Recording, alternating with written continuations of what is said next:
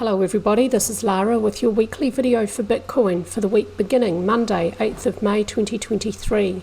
Price is moving lower today, which is exactly what the Elliott wave counts expected. We've still got those same two targets for support in a few weeks, 23788.51 or 20189.15, and this is how I approach it when I have multiple targets. As price approaches the first target, I'll look to see if the Elliott wave structure is complete and if there is any bullishness at lows. If there is both of those things, then we may have a low in place. But if the structure is incomplete or price just keeps on falling through the target, then our attention turns to the second lower target. When this big pullback, which I'm labelling intermediate wave 2, is over, then when that's done, this wave count will be extremely bullish. I will then expect a third wave up at intermediate, primary and cycle degree. That's a huge third wave waiting in the wings. The invalidation point remains the same, 15480.69. I do not expect that price point to be breached. This is the main weekly chart. It sees a primary degree first wave over here and a primary degree second wave double zigzag over here. To see the bigger picture, you have to put the weekly chart into context with the monthly chart, and I updated the monthly charts for you last week. There is a link at the top of every week's analysis for you to click through, and you can see monthly charts with text, charts and video. Putting this in the bigger context, cycle wave 1 is complete well off to the left of the chart. The December 2017 high is cycle wave 1, that's a 5-wave impulse.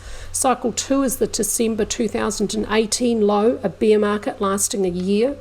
When 2 ends, 3 begins. Cycle wave 3 is expected to be a long extension. It may last Fibonacci 8 years in total, and it may only subdivide as an impulse. That impulse will be labelled primary 1, 2, 3, 4, 5. Bitcoin, typical of cryptocurrencies and commodities do the same thing, really commonly have very swift, strong fifth waves. That tendency is especially prevalent for a fifth wave to end a third wave 1 degree higher. So I am expecting the end of intermediate 3 to be particularly strong, and intermediate 5 to end primary 3 to be very strong, and primary 5 to end cycle 3 also to be strong. Those fifth waves of minor 3 to end intermediate 3, intermediate 5 to end primary 3, and primary 3 to end cycle 3 may travel a greater distance than their counterpart third waves and do it in a fraction of the time. I am expecting for those vertical upward movement to last 2 to 4 weeks. Primary 3 also may only subdivide as an impulse, and that will be labelled at intermediate degree 1, 2, 3, 4, 5. We're looking now for a continuation of intermediate 2, maybe to find support about the 0.382 or 0.618 Fibonacci ratios. This is the logarithmic function of those ratios, not correctly mathematically the Fibonacci ratios, are logarithmic functions applied to them, at 23788.51 or 20189.14. Intermediate 2 may not move beyond the start of 1, below 15480.69. Let's take a look at the daily chart, where the high of intermediate 1 is this point up here. Intermediate 2 may subdivide as any corrective structure except a triangle. It would most likely subdivide as a single or multiple zigzag. The first wave down here looks like a 5-wave impulse. I don't want to label that minor wave A. It looks too brief and just too short for minor A, so I'm going to label it minute 1 within minor A, and expect minor A is most likely to unfold as an impulse, as it must subdivide as a 5-wave motive structure if intermediate 2 subdivides as a zigzag. So that'll be a 5, 3, 5 structure moving lower. So minor A an impulse with 1 and 2 complete. Now we need 3, 4 and 5 to complete. 3 extending with minuet 1 and 2. Minuet 3 extending with subminuet 1 and 2. This wave count expects an increase in downward momentum and a breakout to the downside. It's a third wave at 3 low degrees, unfolds lower.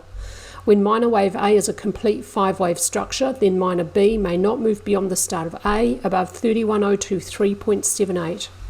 On the weekly chart, this is an alternate, and I only publish it every week because it's a common Elliott wave count out there. I judge it to have a really low probability. It's the same as my main wave count to this high here, the end of intermediate 3 within primary 1, and then I've got 4 and 5. This one considers what if 4 was over here as a huge expanded flat. The big problem with this is proportion. Here, intermediate 4 has lasted 81 weeks. Primary 2, 1 degree higher, has lasted 52 weeks, I think. And cycle 2, 2 degrees higher, was, I think, 51 weeks. Cycle 2 and primary 2 are very close to even in duration, but here, intermediate 4, a lower degree is over 1.5 times the duration of those higher degree corrections. It's the proportion that gives an Elliott wave count what we call the right look. This wave count has really, really bad proportion. That means I judge it to have a low probability. The last completed week is an inside week, a slightly lower high, a higher low. The week ended red. Downward movement within the week did not have push from volume, although when we look inside the week, we do see a little bit of a push from volume, but overall volume is still declining. This last candlestick here is just Monday's session, which is an incomplete week beginning today, so we can't make any judgment on that. Resistance holding 29,000. Look out for next support below 24,500. Should be quite strong. It's drawn across these highs and these highs here. On balance, volume is within a narrow range. There's no signal. ADX on the weekly chart is still indicating an upward trend. The price doesn't move in a straight line though. Within the upward trend, there will be pullbacks and consolidations. RSI and money flow all neutral and stochastics neutral. ATR is now overall flat as price is moving higher and now sideways. And I leave the correlation coefficient down here. There is no reliable relationship between Bitcoin and the S&P 500, so I won't expect analysis of one should follow the other. On the daily chart, we can see Monday's session is moving price strongly lower, which is what we've been expecting, and we see push from volume for Monday's session. Overall volume declining as price is essentially moving sideways. Resistance now 29,000 should be quite strong. Support initially 26,500. Below that 24,500 is quite strong. There's a really highly technically significant range now for on-balance volume. This is long held, has multiple tests. Resistance and support are quite close to horizontal, very shallow slope resistance. We need to see a breakout above resistance or below support. A clear breakout by on-balance volume will give us a signal. Sometimes on-balance volume precedes price with a breakout, so watch this one really closely in the next 1 or 2 weeks for a signal.